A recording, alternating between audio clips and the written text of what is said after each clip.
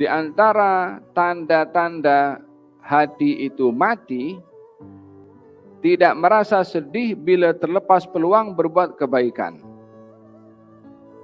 Yani bila terlepas peluang berbuat baik, bagi dia sama saja.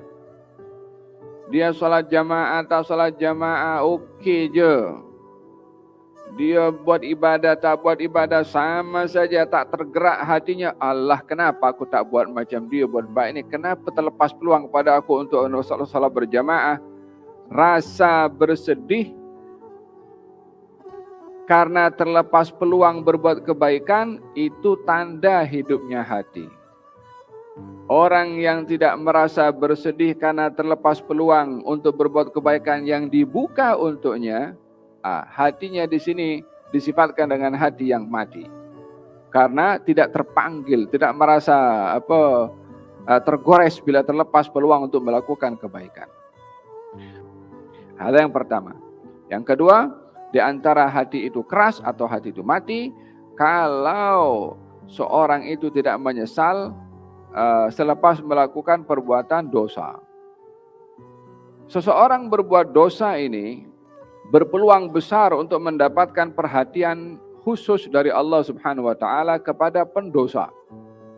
Di saat dirinya menyesal ketika berbuat dosa, penyesalan yang ada di dalam hati karena melakukan perbuatan dosa berpeluang untuk mendapatkan inayah, perhatian daripada Allah, dan juga ingin diberi rahmat oleh Allah, dan juga dihidupkan hatinya oleh Allah kalau ada rasa menyesal. Sehingga dalam hadis qudsi Allah berfirman, ana indal munkasirati qulubuhum min ajli. Saya ini rapat dengan orang yang hatinya menyesal karena perbuatan dosa yang ia lakukan. Aku rapat dengan dia. Yani tidak hanya orang taat saja didekati oleh Allah, tapi orang menyesal karena perbuatan dosanya, itu pun juga didekati oleh Allah Subhanahu wa taala, karena tentunya menyesal ke atas perbuatan dosa karena takut kepada Allah Subhanahu wa taala. Oleh karena dalam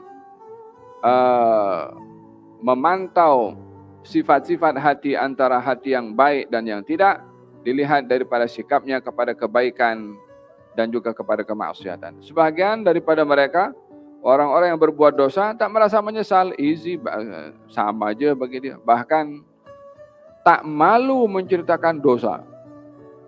Ada tanda hatinya mati. Sudahlah tidak menyesal, bangga dengan perbuatan dosa, di-share dia punya perbuatan dosa dekat Facebook, cerita. Ada qalbu mayyit. Hatinya mati. Macam mana dia berdosa kepada Allah, dia bangga.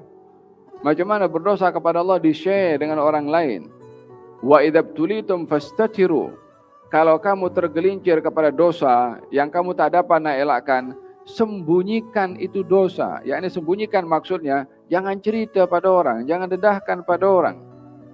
Dan rasa bangga pada dosa boleh jadi lebih berbahaya daripada dosa itu sendiri.